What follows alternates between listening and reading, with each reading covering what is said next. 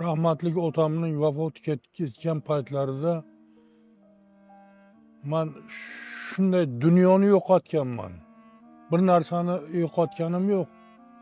Dunyoni yo'qotganman. Bir yil yig'lab yurganman. Mana onang shohid.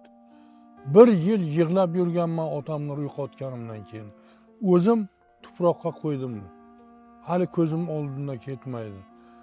Lekin bir yil bozorga chiqsam ham, magazinga chiqsam ham shu kishiga o'xshagan odamni orqasidan ko'rib qolsam, yugurib borib qarayman.